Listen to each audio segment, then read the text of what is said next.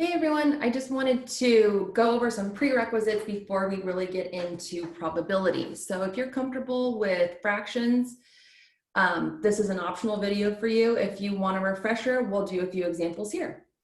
Okay, so fractions, everyone's favorite.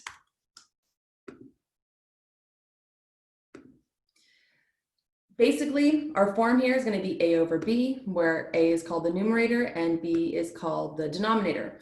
In our examples today, I'm going to use a and b being whole numbers or integers, but they can really be anything. Like we might see pi or some other irrational number in either the numerator or the denominator, and that's okay. So let's talk about reducing fractions when they're in whole numbers. So the first thing you want to do is you want to factor the numerator and then factor the denominator. Once they're factored, you want to identify top and bottom pairs and then cancel them out. So let's look at this example, 24 over 60. So if we if we factor the numerator, we could break it apart and say it's 12 by 2. And we could also factor the denominator by saying it's 30 times 2. So there are many ways that you could factor this. You could go ahead and go straight into a prime factorization. You could have done 8s or 15s or whatever you wanted to do. But usually when they're both even, I'm like, okay, well, I know they're both going to have a 2 in it, both even. And I can just kind of use that as my starting point. So what I do is I rewrite the fraction. Instead of 24 over 60, I write it as 12 times 2 over 30 times 2. And then I cancel out my 2's. And so I'm left with 12 over 30. And then I just repeat the process. So 12 over 30, factor the numerator. I could write 12 as 6 times 2. And I could factor the denominator by writing 30 as 6 times 5. So then 6 by 2 over 6 by 5 allows me to cancel the 6's. And I'm left with 2 over 5. So 2 and 5 are both prime numbers. So there's not going to be any further cancellation here. And my reduced fraction for 24 over 60 is 2 over 5.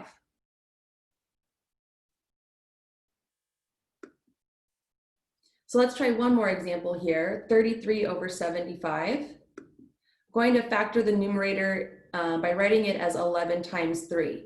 And this is actually its prime factorization because 11 and 3 are both prime numbers. And then I factor the denominator into 25 by 3. So here I'll get to cancel the 3's, leaving me with 11 over 25. So let's say I wanted to know if I could factor this further. Well, first of all, the numerator is prime, so it cannot be factored any further. And then the denominator is 5 by 5. So looking at this fraction, I'm not going to get any pairs that cancel out. Nothing cancels. So I conclude that 11 over 25 is the reduced form for 33 over 75.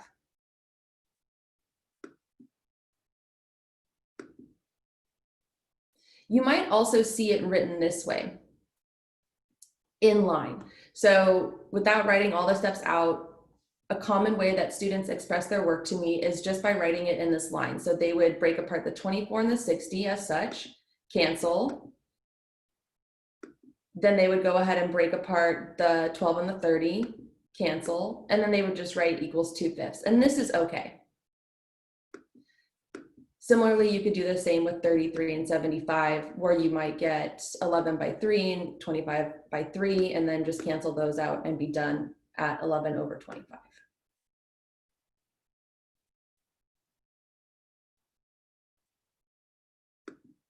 All right, so next up, multiplying fractions. So multiplying fractions is actually the easiest thing that you can do if you want to combine fractions, because you don't have to worry about common denominators or anything like that. You just multiply straight across, numerator by numerator and denominator by denominator.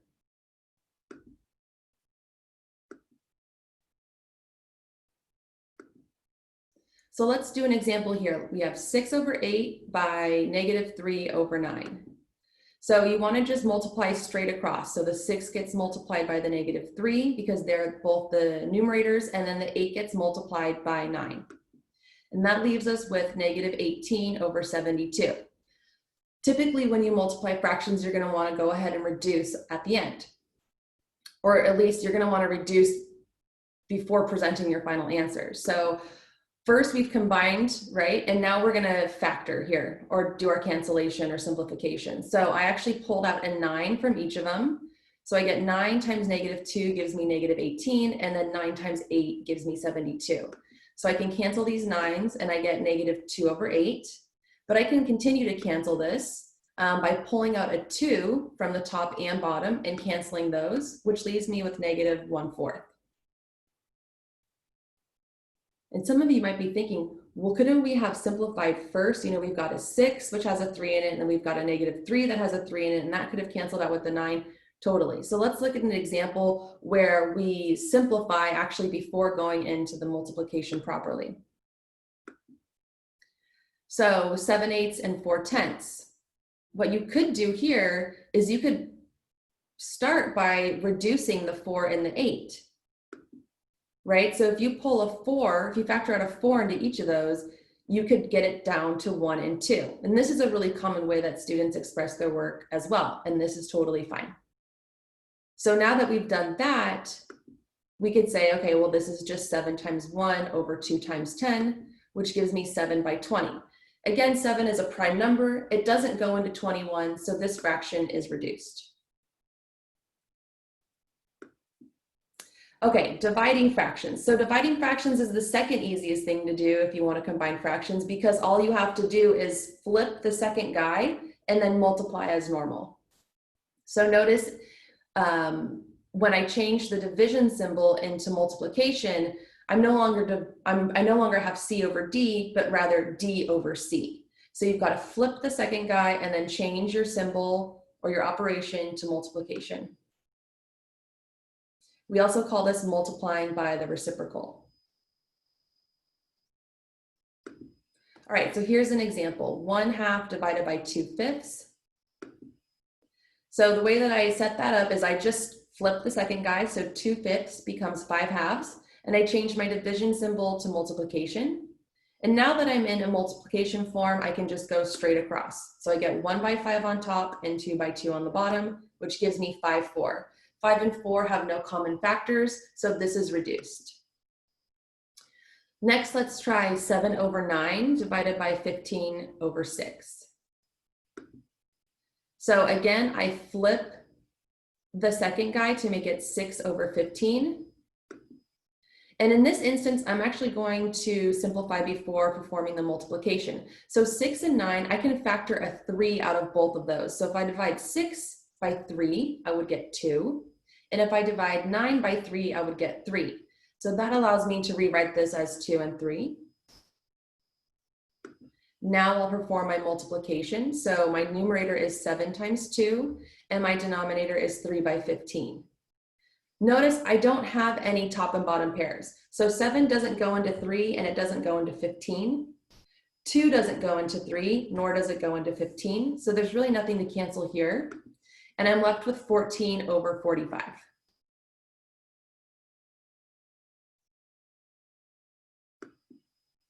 All right, adding and subtracting fractions with a common denominator.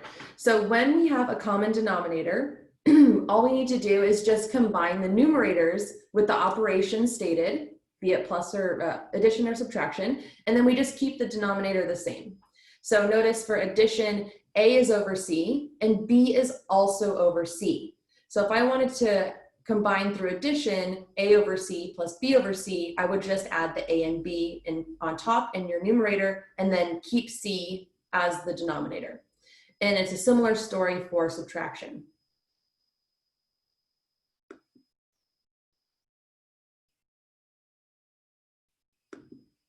All right, so here we have 1/6 and 3/6. So these are already sharing a denominator of 6. So all I need to do is add the 1 and the 3 in the numerator, which gives me 4, and then my denominator is still 6. But again, when you're combining fractions, be it addition, subtraction, multiplication, or division, it's very standard to go ahead and reduce your fraction before stating your final answer. So we can see here that there's a little bit of cancellation or simplification that we can do. or reducing, I guess is another way that it's expressed often. So I can write 4 as 2 by 2, and I can write 6 as 2 by 3. So this allows me to cancel the 2's. Not all of the 2's, remember, it's got to be like a pair, like a date, 1 and 1. And so what I'm left with is 2/3. Let's try with subtraction. 2/5 minus 3/5, a common denominator of 5, which allows us to simply combine the numerators through the indicated operation, which in this case is subtraction. So I'm just going to have 2 minus 3 in my numerator, and I keep the denominator as 5. Simplifying the numerator gives me -1/5. This is, first of all, reduced because 1 and 5 have no common factors. I could leave the -1 in the numerator, that's totally fine. I could also express it as negative out in front of the fraction and then just have 1/5. These are equivalent and they're both acceptable.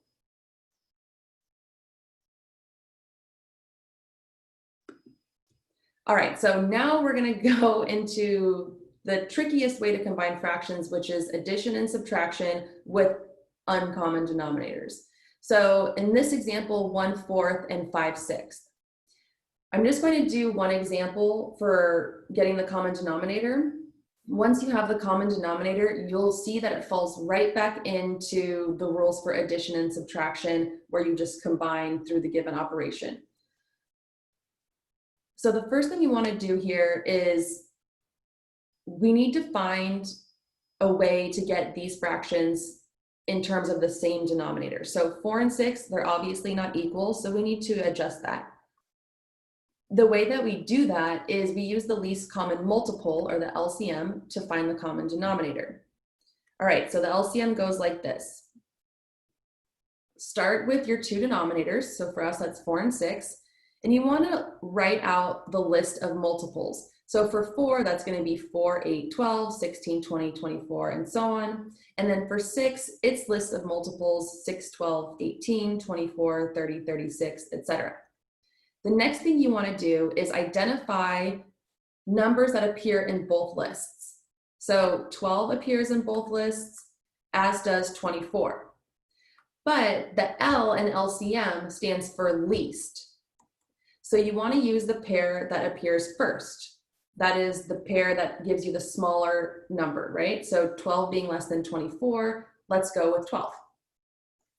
I would like to add you could use 24 and you would get the same answer. This is just convention, use the pair that appears first. All right, so now that we know our LCM, it's 12, what we need to do is convert 1/4 and 5/6 into fractions over 12.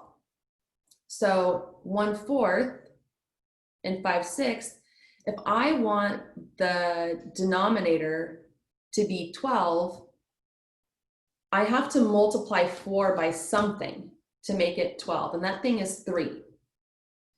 So that gives me the rationale for why I'm multiplying by something over 3. Similarly, if I want to convert 6 into 12, I should multiply it by 2. The top number has to match the bottom number, right? Because 3/3 has value 1, and multiplying by 1 doesn't change the value of the original fraction. So in my first line, I have 1/4 equals 1/4 times 1, essentially, because 3/3 is 1. And so this doesn't change the value. Similarly, I would take 5/6 by 2/2. Again, multiplying by 2/2 is the same as multiplying by 1, so I'm not changing the value of my original fraction 5/6 through this multiplication. Now that we have that set up, we can execute the multiplication. Again, that just goes straight across. So I'm going to have 1/3 over 4/3 and 5/2 over 6/2. Then I can go ahead and combine.